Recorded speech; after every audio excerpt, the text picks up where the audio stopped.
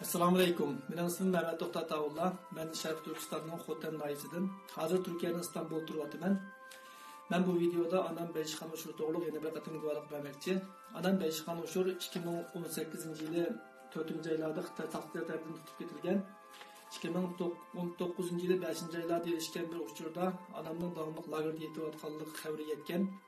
Hozirgacha hech qanday yangi ushur topshirolmadim. Shu anam hozir lagerda yetyaptimdi, qo'yib berildimi, hatto hayotmi yoki o'likmi xabarim yo'q. Hozir butun dunyoni virus tahdidi qopladi. Har qaysi davlatlar va xalqlar o'zining jon qayg'usida yashayotdi. Mana shunday bir paytda menmi odamning bexatarligi va sog'lomligidan noiti ansirayapman. Xitoyning yig'ilish lagerlariningki va turmalarninki sharoitining qanchalik nacharligi butun dunyoga ma'lum.